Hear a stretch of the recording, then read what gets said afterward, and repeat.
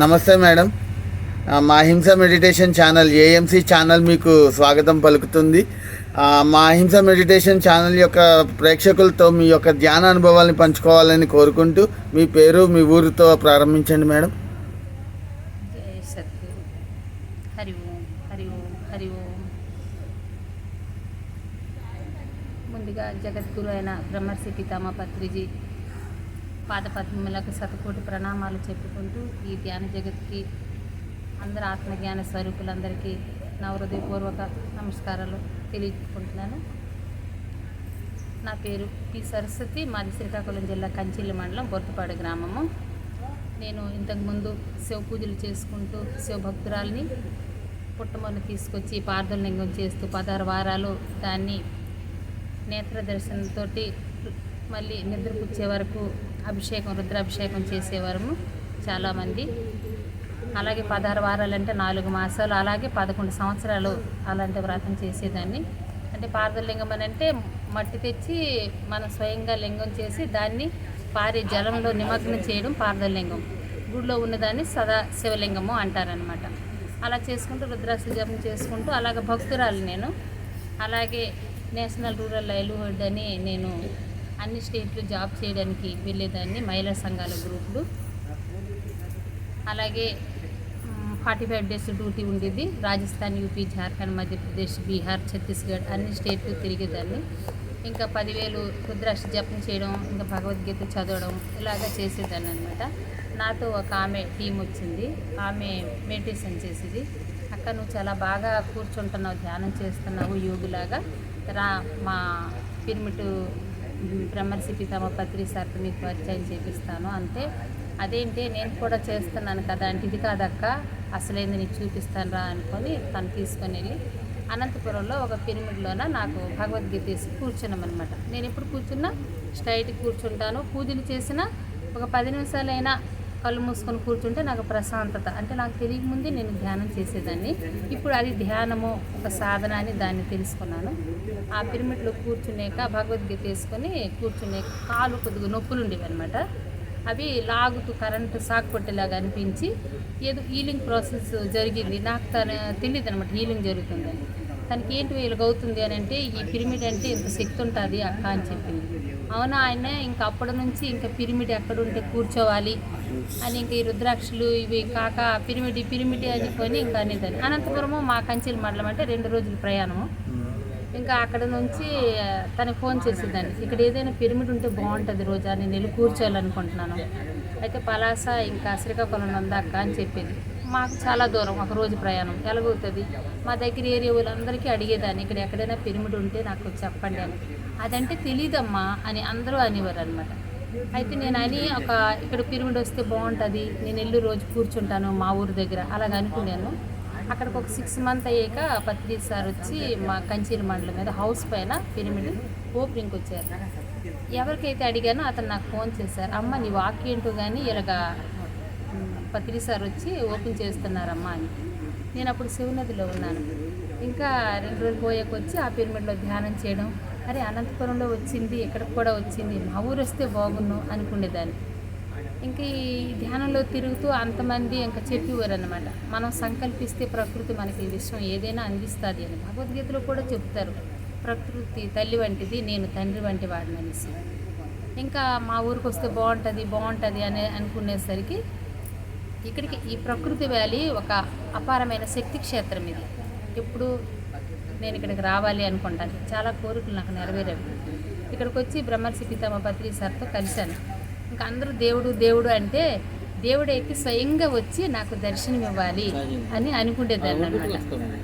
ఇంకా ఆ వేళకి లాస్ట్ 11 రోజులు అయిపోతుంది. మా అమ్మ ఏటనేది, ఆడొక దేవుడు, నువ్వు ఒక భక్తురాలు, నీకు దర్శనం ఇస్తారా అనేది. నా దగ్గరికి వచ్చి అడగాలమ్మా నీకు ఏం కావాలని. అప్పుడు నేను ఇతని జాడలో నడుస్తానమ్మా అనుకునేదాన్ని. ఆ రోజు 11వ రోజు అందరూ భోజనాలు అయిపోయేవి. ఆ గురువుగారు అందరికీ వడ్డించేసి వెళ్ళిపోయారు. నేను ఫోన్ చేస్తున్నాను, నేను మా అమ్మ ఇద్దరిమేని. ఇంకా గురువుగారు ఎక్కడి నుంచి అకస్మాత్తుగా నా వెనక్కి వెళ్ళి ఇలా సాయిబాబాలా ఎత్తుకు వచ్చారనమాట. వచ్చి ఏం కావాలి అని అడిగారు. నేనైతే చెమటలు పట్టేసాను. ఎందుకనంటే నేను అడుగుతున్నాను అదే లాస్ట్ రోజు. ఇంకా ఏం కావాలి, అన్నం తింటున్నాను, సాంబార్ కావాలని అడిగాను. రే సాంబార్ తీసుకురండిరా అని అంటే ఇంకా అంతమంది తెచ్చి సాంబార్ వేశారు. ఇంకా ఒక 3 కోరికలు ఆ రోజు నేను అడుక్కున్నాను గురుగారిని. నాకు ఆ 3 కోరికలకి ఒక్క ముద్దే ఉంది, కానీ 3 గంటలు వేశారు. నేను కోరే కోరికలు అంటే ఆత్మలతో అనుసంధానమయ్యి గురువుగారు పరమాత్ముడు తెలుసుకుంటారు. నా ఆత్మలో ఏమైతే స్మరణ చేశానో అది తెలుసుకున్నారు. ఇంకా ఆ రోజు నుంచి అంటే స్వయంగా నాకు దర్శనం ఇవ్వాలి అని అంటే భగవంతుడయ్యే కదా నా దగ్గరికి వచ్చారు. సాష్టాంగేతన భగవంతుడే చాలా మంచి సందేశం ఇచ్చారు. నేను ఈ జాడల్లో నడుస్తాను. ఎందుకనంటే రాళ్ళు రప్పలకి పూజించాను, స్వప్నంలో కనిపిస్తారు, కానీ నాకు అలాగ అకస్మాత్తుగా వచ్చారంటే తన సాష్టాంగ భగవంతుడని. ఇంకా అప్పటి నుంచి నేను అందరికీ ధ్యాన ప్రచారం చేయడము. ఒక 20 గ్రామాలు మాకు పిరమిడ్ రావాలని అంటే ఒక మాస్టరు తనలోకి వచ్చి నేను స్థలం ఇస్తానన్నది. తనకు ఒక్క పొలమే ఉంది, 14 సెంట్ల స్థలం ఇచ్చారు. ఆ స్థలంలో 25/25 ఇప్పుడు పిరమిడ్ కడుతున్నాము. ఇప్పుడు స్లాబ్ అయ్యింది, 20 లక్షల వరకు అయ్యింది. అలాగే మొన్న చాలా అద్భుతంగా, నాకు తెలీదు ఏది ఎలా జరుగుతుందో, నాకు విషయమే చూసుకోవాలి. ఎందుకంటే పిరమిడ్ అంటే తెలీదు. పిరమిడ్ అంటే నవ్వుతారు, మా సైడు భర్తకి పిరమిడి అంటారు. అంటే వాళ్ళు అలాగ అనుకుండేవారు అనమాట. వాళ్ళకి తెచ్చి ఇక్కడికి ఇంకా పేరవరము, ఇంకా కైలాసపురి, ఇక్కడికి 50-60 మంది, 70-80 మంది వచ్చి ఈ ప్రవచనాలు వింటూ ప్రతి గ్రామంలోన ఆలయం వద్ద కూర్చుంటూ ధ్యానం చేస్తుంటారు. అలాంటిది మాకు పిరమిడ్ వచ్చింది. ఓకే అమ్మ, మీకు 25 కట్టాము. పిరమిడ్ కట్టామన్నారు, బాగుంది, చాలా బాగా చెప్పారు ఇప్పుడు దాకా సందేశం. ఇప్పుడు ఇంట్లో కూర్చొని చేసే ధ్యానానికి పిరమిడ్లో కూర్చొని చేసే ధ్యానానికి తేడా తెలిసిందా? ఒకవేళ తెలిస్తే ఏం తేడా తెలిసింది ఒక 2 మాటల్లో?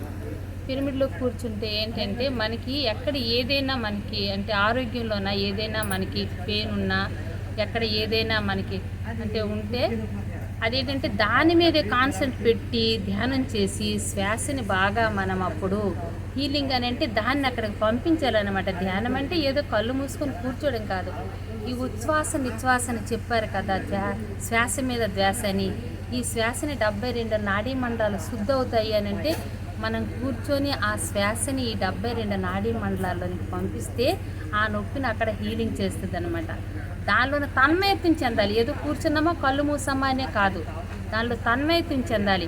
కూర్చున్నామనంటే ఏకాగ్రతగా చీకటిలోనే వెలుతురి ఎప్పుడైతే క్రాంతిని మనం దర్శిస్తామో, ఆ దశలోనికి ఎప్పుడైతే మనం వెళ్తున్నామో మనలోకి మనం ప్రవేశించినట్టు. అప్పుడు మన శరీరంలో ఏ అవయవంలోన ఎక్కడ మనకి ఏదున్నా దాన్ని తొలగొట్టే శక్తిని మనం ముందు పొందితేనే అక్కడ మనం దాన్ని హీలింగ్ చేయగలం. అది పిరమిడ్లోనే తొందరగా వస్తుంది, బయట ఏంటంటే దాన్ని కొద్దిగా కష్టపడాలి. ఓకే అమ్మ, ఇప్పుడు ఉన్న యువతరానికి మీరు ఇచ్చే సందేశం ఏంటమ్మా ధ్యానం గురించి?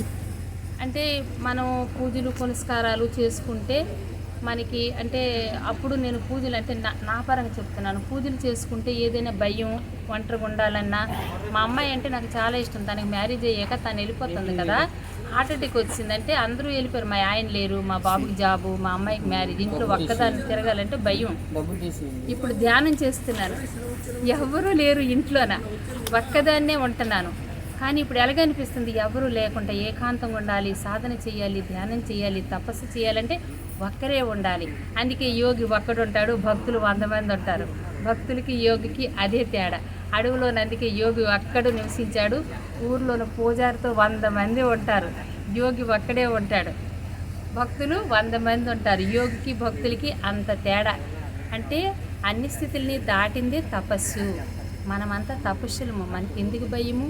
ప్రతి ఒక్క మనిషి తపస్సు చేశారు. ఇప్పుడు శాకాహార ర్యాలీలో పాల్గొన్నారా? ఇప్పటి వరకు ఎన్ని ర్యాలీల్లో వెళ్ళారు? శాకాహార ర్యాలీ విశాఖపట్నం ఒకసారి వెళ్ళాను, శ్రీకాకుళం ఒకసారి వెళ్ళాను. మా ఊర్లో శాకాహారి ర్యాలీ అంటే ఇంకా చేయలేదు. అంటే ధ్యానులుగా మారారని అంటే ఆటోమేటిక్గా అవుతుంది. ఓకే అమ్మ, మరి ఇప్పుడు మీ శాకాహార ర్యాలీలు తక్కువగా పాల్గొన్నారు. మీరు పాల్గొన్న తక్కువలో అత్యద్భుతమైన అనుభవం ఏమైనా ఉందా? నాకు అతి అద్భుతమైనది ఏంటంటే, మా ఊర్లోనే చాలామంది సారా తాగేవారు. ఒక్కరోజు కూడా చేప మాంసం లేకపోతే వండలేరు, ఇంట్లో గొడవలు. అలాంటి వాళ్ళు ఈ ప్రకృతి వేళకి ఫస్ట్ తీసుకొచ్చాను. అప్పుడు నుంచి తాగుడు మానేశారు, చికెను మటను ఏమీ తినరు. ఇప్పటికీ 6 గ్రామాల్లోన వాళ్ళంతా తాగి దుర్వమ్మ అంటారు నాకు. ఓకే అమ్మ. వాళ్ళ జీవితాలు మారాయి, వాళ్ళ ఫ్యామిలీ ఆనందంగా ఉన్నారు. వాళ్ళు ఎంతోమందిని ప్రచారం చేసి ఇప్పుడు ఏంటంటే ప్రచారం నేను తక్కువ చేస్తున్నాను, వర్క్ చేసుకుంటున్నాను, ప్రచారం వాళ్ళు చేస్తున్నారు. ఓకే అమ్మ. ఇంకా మనం అందుకే చెప్పారు ఒక్క మనిషి చాలు, ఒక విత్తనం 1000 వృక్షాలు అవుతుందని. ఓకే అమ్మ. చాలా అంటే చాలా కృతజ్ఞతలమ్మ. మీ యొక్క విలువైన సమయాన్ని మా హింస మెడిటేషన్ ఛానల్కి ఇచ్చినందుకు మీకు మా హింస మెడిటేషన్ ఛానల్ వేల కోట్ల కృతజ్ఞతలు తెలుపుతుందమ్మా. మీరు మా ఛానల్కి చేసిన సేవ ఏదైనా ఉందా అంటే మీతో పాటు మీ ఆత్మ బంధువులందరికీ కూడా మా ఛానల్ని సబ్స్క్రైబ్ చేయమని చెప్పండి. థ్యాంక్ యూ అమ్మ. అలాగే మా ఛానల్ యొక్క సంకల్పం ఏంటంటే ఈ యొక్క ఛానల్ పిఎంసి ఛానల్ లాగా శాటిలైట్ ఛానల్ అవ్వాలని మా కోరిక. మేము ఎవరి దగ్గర రూపాయి తీసుకోము. మేము కోరుకునేదల్లా సబ్స్క్రైబర్స్ మాత్రమే. దయచేసి ఆ సబ్స్క్రైబర్స్ని చేయించండి. చాలా అంటే చాలా కళ్యాణం ఎవరైతే చేస్తానని తలంచుతారో అది అలాగ గంగాలాగా ప్రవహించుకుంటూ వెళ్తుంటుంది అనమాట. గంగమ్మ ఎప్పుడూ ఆగదు, ఇది కూడా ఎప్పుడూ ఆగదు. ఎందుకంటే మంచి పని చేస్తున్నారు. ఇది వర్క్ అని అంటే ఇది లోక కళ్యాణం యోగులు చేసేది, చాలా సాగుతుంది. 100 మంది కాదు, వేల మంది మీ నోటితో మా ఛానల్ శాటిలైట్ ఛానల్ అవుతుందని చెప్పండి చాలు. కోట్ల కొద్ది మంది జ్ఞానులయ్యి అద్భుతంగా మారిపోతుంది. మీ నోటితో మా ఛానల్ శాటిలైట్ ఛానల్ అవుతుంది. ఈ క్షణమే మారిపోయింది. నేను అడిగింది చెప్పండి. మీ నోటితో మా ఛానల్ శాటిలైట్ ఛానల్ అవుతుంది, అది చెప్పండి చాలు. ఇప్పుడే ఈ క్షణమే అవుతుంది. థ్యాంక్స్ అమ్మా. Thank you so much. ఇలాగే జ్ఞానులు కావాలని కోరుకుంటున్నాను. థ్యాంక్ యూ అమ్మా. Thank you so much. ఈ సమయం ఇచ్చినందుకు మీ అందరికి మీ ఛానల్కి ధన్యవాదాలు తెలియజేసుకుంటున్నాను. సెలవు తీసుకుంటున్నాను. థ్యాంక్ యూ అమ్మా. థ్యాంక్ యూ సో మచ్ అమ్మా.